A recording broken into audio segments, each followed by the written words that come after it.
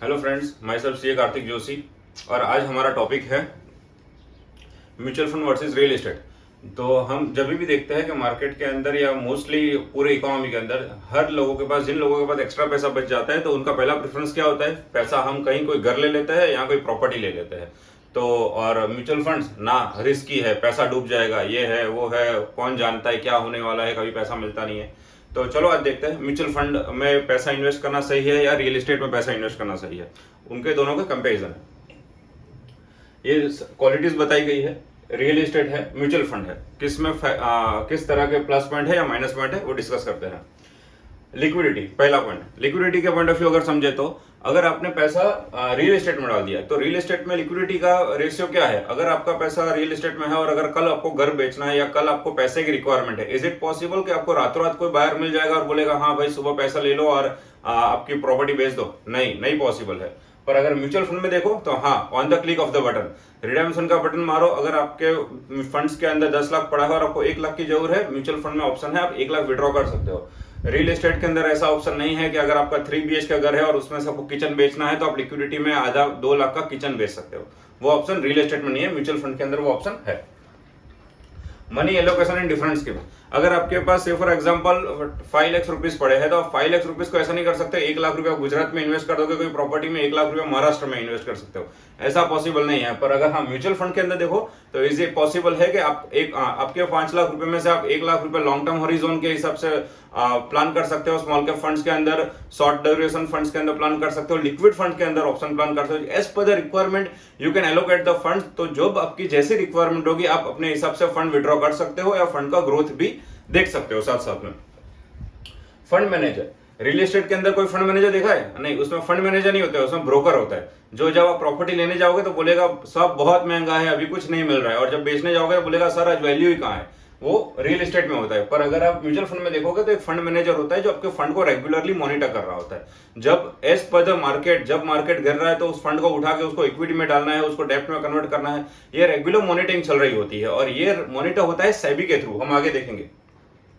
तो यहां अपना फंड 100% मॉनिटर होता है, that too with a professional management. तो वहां ग्रोथ और वहां स्टेबिलिटी के स्कोप अच्छा है कंपेयर टू रियल एस्टेट।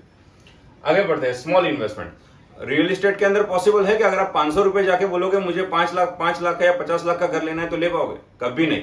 पर हाँ, अगर आपके पास 500 रुपए की भी छोटी सी सेविंग्स बच रही है तो आप म्यूचुअल फंड में आप अपनी SIP स्टार्ट करते हो। ये तो 500 रुपीज की से आप छोटी सी SIP स्टार्ट कर सकते हो। एज अ ग्रोथ आप जैसे जैसे आगे बढ़ोगे आप अपनी SIP बढ़ा सकते हो। पर म्यूचुअल रियल एस्टेट के अंदर ऐसा ऑप्शन नहीं है कि आप 200 या 500 रुपए, 1000 रुपए से अपनी इन्वेस्टमेंट स्टार्ट कर सकते हो। अवेलेबिलिटी, जैसे मैंने स्टार्टिंग में बताया, अगर प्रॉब्लम्स के टाइम के ऊपर अगर आपको पैसा चाहिए तो रियल एस्टेट से कभी ऑन द स्पॉट पैसा नहीं आने वाला। जैसे आज समझ रहे हो कि आज कोरोना के टाइम में, इतनी महामारी में आज लोगों के पास करोड़ों रुपए की प्रॉपर्टी है, पर फिर भी अगर उनके पास लाख रुपए मांगने जाओ तो बोलेंगे सर पैसा नहीं है, ना प्रॉपर्टी बिक रही है ना कुछ है। पर हाँ, उसके सामने मैंने ऑब्जर्व किया कि म्यूचुअल फंड्स में हमारे यहाँ कितने सारे क्लाइंट्स है, सर इमरजेंसी है, सगे वाले एडमिट है, पैसा चाहिए, रिडेम्पशन मार के दो। रिडेम्पशन मारा, 3 दिन के उसके अकाउंट में पैसा आया और उसका काम भी हो गया और उसकी लिक्विडिटी भी हो गई, उसका टाइम भी संभल गया। जबकि रियल एस्टेट के अंदर ऐसा पॉसिबल नहीं है। Time horizon decision. Real estate के अंदर ऐसा पॉसिबल है कि आप इन्वेस्ट करोगे और विदाउट टाइम हॉरिजॉन के 5 साल के अंदर ये पैसा मैं डबल कर लूंगा या 10 साल के अंदर डबल कर लूंगा, नहीं। पर हाँ, म्यूचुअल फंड्स के अंदर ऑप्शन है। म्यूचुअल फंड्स के अंदर आपको इन्वेस्ट करना है एज पर द रिक्वायरमेंट। आप अगर चाहो कि भाई ये पैसा मुझे लॉन्ग टर्म 15-20 साल के लिए, जो आप स्मॉल कैप या मिड कैप में जा सकते हो। अगर आपको ड्यूरेशन है 1 साल 2 साल, तो आप लार्ज कैप फंड्स में इन्वेस्ट करके पैसे को ग्रोथ भी करवा सकते हो और पैसा आपका मेंटेन भी रहेगा, ना कि लिक्विड नेगेटिविटी जाने का स्कोप है। ट्रांसपेरेंसी। रियल एस्टेट के अंदर कोई ट्रांसपेरेंसी नहीं है। घर लेने के बाद अगर पड़ोसी कोई फालतू आ गया तो आप पता भी नहीं चलेगा, जो घर आना जितने में लिया था उसके आधे प्राइस भी नहीं आएंगे। पर हाँ, अगर सेम केस अगर आप म्यूचुअल फंड में देखो, पूरी ट्रांसपेरेंसी है। आगे दिखाऊंगा मैं आपको कि आपका 1000 रुपया या आपका 500 रुपया कहाँ इन्वेस्ट हो रहा है, उस कौन से वो आपका इन्वेस्टमेंट कहाँ कहाँ डिप्लॉय हो रहा है, वो पूरा स्टेटिस्टिक्स आप ऑनलाइन ट्रैक कर सकते हो। ये पॉसिबल है म्यूचुअल फंड्स के अंदर, रियल एस्टेट में ऐसा पॉसिबल नहीं है। आगे बढ़ते हैं। सेफ्टी यहां कौन, रियल एस्टेट में आपका कौन सेफ्टी है? अगर आप रेरा है, रेरा किसके लिए है? रेरा है आपके प्रोजेक्ट कंप्लीशन के लिए। प्रोजेक्ट कंप्लीट हो गया, सब हो गया, उसके बाद रेरा का उसके अंदर कोई रोल नहीं। पर हाँ, अगर आप म्यूचुअल फंड देखें तो उसको सेबी रेगुलेट कर रही है।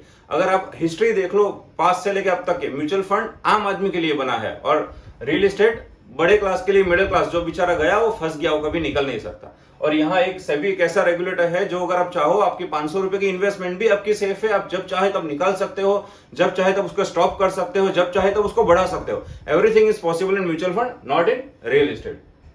इनिशियल कॉस्ट, घर लेने जाओ, 50 लाख का घर लिया, बैंक बोले कि मैं 80% दे सकता हूँ, 90% दे सकता हूँ, लास्ट में आपको 5 लाख 10 लाख ये तो देना ही है, और साथ में कैश कंपोनेंट।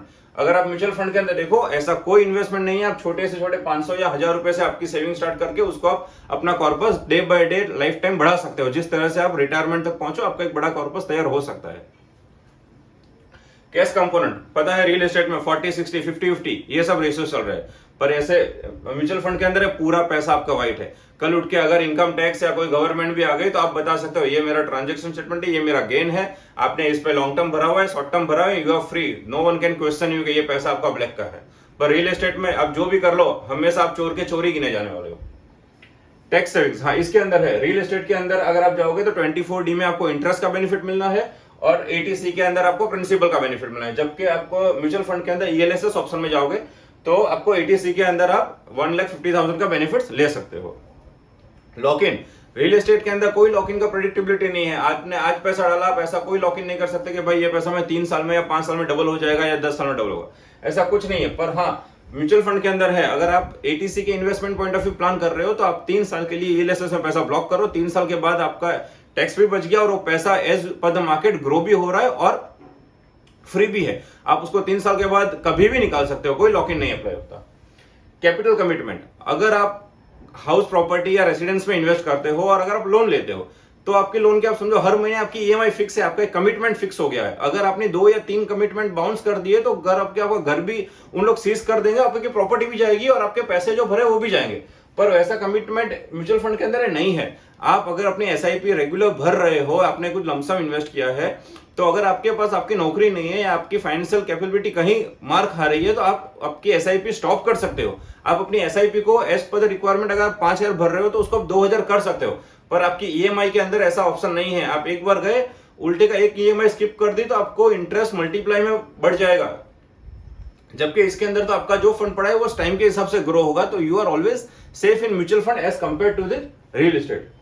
रिटर्न्स के पॉइंट ऑफ व्यू आगे एक स्लाइड बताता हूं, म्यूचुअल फंड्स के रिटर्न्स और ELSS के रिटर्न्स में कितना डिफरेंस है। ऑब्वियसली म्यूचुअल फंड के रिटर्न्स हाई है as compared to the ELSS। Power of compounding, SIP के लिए कहते हैं कि एक वो इन्वेस्ट कर दो आज और उसको 10 15 साल 20 साल का हॉरिजन दे दो, भले वो 500 रुपए का भी आपका इन्वेस्टमेंट होगा तो वो भी आपको 50 लाख दे देगा। पर ना कि आप रियल एस्टेट में अगर आप सोचो पावर ऑफ कंपाउंडिंग नहीं है, अगर आपकी सही जगह पे इन्वेस्टमेंट नहीं हुआ तो आपका जो बेसिक इन्वेस्टमेंट कॉस्ट होगा वो भी रिकवर करना मुश्किल हो जाएगा। पर हाँ, अगर म्यूचुअल फंड में अगर आपको कभी भी इस तरह से रियलाइज होता है कि मैंने पर्टिकुलर फंड में पैसा डाला था, वो ग्रो नहीं कर रहा है, तो आप कभी भी उस पैसे को उठा के दूसरे में ट्रांसफर कर सकते हो। रियल एस्टेट के अंदर ऐसा ऑप्शन नहीं आता, एक बार फंसे लाइफ टाइम के लिए फंस गए। Ease of investing, real estate के अंदर आप अपने प्लान के हिसाब से पैसा इन्वेस्ट कर सकते हो, प्लान के हिसाब से मॉडिफाई कर सकते हो, प्लान के हिसाब से उसको स्टॉप ग्रोथ जो करना है कर सकते हो। रियल एस्टेट के अंदर ऐसा ऑप्शन है, ईज ऑफ इन्वेस्टिंग नहीं है। आपको एक बार आपने कुछ कमिट कर लिया, आपको 15 साल 20 साल आपका वो कमिटमेंट चलता रहेगा, भले आप खत्म हो जाओगे, आपकी EMI खत्म नहीं होने वाली है। एक कवर फॉक्स का आर्टिकल है, अगर रिटर्न्स की बात करूं तो कवर फॉक्स का आर्टिकल बताता है दिल्ली, मुंबई, कोलकाता, पुणे, हैदराबाद, बेंगलोर, अगर एवरेज 10 साल के रिटर्न देखो तो highest return is 12%, that is in Mumbai, not अगर 6% 8%। उसके सामने आप छोटे से म्यूचुअल फंड्स के देखो तो 15%, 28%, 30%, 28%, 29% तक का रिटर्न गया है। ये तो एवरेज सिर्फ 5 फंड्स है। अगर आप moneycontrol.com पे जाओगे, कोई भी म्यूचुअल फंड सर्च कर लो, लॉन्ग टर्म हॉरिजन में जाओगे तो 15% प्लस रिटर्न छूटना ही छूटना है, जबकि रियल एस्टेट के अंदर वो अवेलेबिलिटी नहीं है।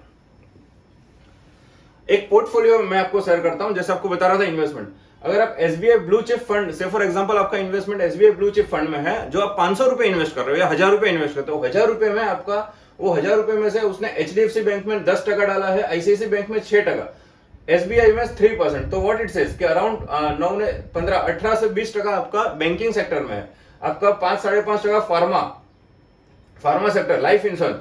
रियल एस्टेट के अंदर जहां आप सिंगल रियल एस्टेट में पैसा डाल रहे हो, वो रियल एस्टेट के अंदर इसने ऑलरेडी 10% इन्वेस्ट किया हुआ है। तो से फॉर एग्जांपल आपका 50 लाख अगर आप रियल एस्टेट में डाल रहे हो और अगर वो रियल एस्टेट डूबा तो आपका 50 लाख पूरा डूबा, पर वही 50 लाख अगर आपने म्यूचुअल फंड में डाला हुआ है तो आपका कितना डूबा, 10%, तो 5 लाख रुपए आपका 45 लाख अभी भी सेफ है, क्योंकि वो और दूसरे सेक्टर्स अगर ग्रो करेंगे तो आप 45 लाख को भी लॉस आपको नहीं लगेगा, वो भी आप ग्रो करके 50 क्रॉस कर जाओगे। पर अगर आपने प्योरली रियल एस्टेट में पैसा 50 लाख इन्वेस्ट किया है तो आपका पैसा जीरो हो गया। क्यों? क्योंकि आपका इन्वेस्टमेंट पूरा रियल एस्टेट के अंदर था, ना कि म्यूचुअल फंड जिसने पूरा इन्वेस्टमेंट बाइफर्केट करके अपना डाइवर्सिफाइड पोर्टफोलियो तैयार कर दिया है। हर जगह थोड़ा थोड़ा इन्वेस्टमेंट है, तो कोई भी सेक्टर अगर डूबता है तो उसका सेट ऑफ दूसरा सेक्टर कर लेता है। पर अगर आप पर्टिकुलर सेक्टर में जाते हो तो वहां आपका लॉस बाय डिफॉल्ट श्योर है। अगर हम देखे जाए तो म्यूचुअल फंड पेरेंट है और रियल एस्टेट एक चाइल्ड है। किस तरह से? तो ये पूरा अगर आप सर्कल देखो तो इसमें एग्रीकल्चर 53% है, कंस्ट्रक्शन 11% है, मैन्युफैक्चरिंग। अभी ये म्यूचुअल फंड का आपका 1000 रुपया है ना, तो 1000 रुपया वो 50% अगर आप समझो तो वो एग्रीकल्चर में जा रहा है, 10% आपका कंस्ट्रक्शन में जा रहा है, 11% मैन्युफैक्चरिंग में जा रहा है। और इस तरह से आप समझो अगर आपने पूरा आपकी जो कैपिटल है या आपके पास जो कॉर्पस तैयार हुआ है वो आपने पूरा रियल एस्टेट वाला, रियल एस्टेट अगर डूब रहा है तो आपका पैसा डूबा। पर अगर आपका वो कॉर्पस अगर आप म्यूचुअल फंड इंडस्ट्री में पूरे में डाल रहे हो तो आपका पूरा पैसा डाइवर्सिफाइड हो जा रहा है और आपका ग्रोथ जो है वो 5 श्योर हो जाता है लॉन्ग टर्म हॉरिजॉन के अंदर, जबकि वो म्यूचुअल रियल एस्टेट के अंदर ऐसा पॉसिबिलिटी नहीं है। तो ये चीज को समझो, एक अच्छे से प्रोफेशनल के साथ बैठो और डिसीजन लो कि अगर आपके पास एक्स्ट्रा फंड पड़ा हुआ है तो वो फंड को कहां इन्वेस्ट किया जाए, real estate is the best option या म्यूचुअल फंड। और छोड़ो मेरे वीडियो को, आप गूगल कर लो कि भाई म्यूचुअल फंड इज बेटर और रियल एस्टेट बेटर। गूगल आपको खुद आंसर दे देगा कि भाई पैसा इन्वेस्ट कहां करना चाहिए।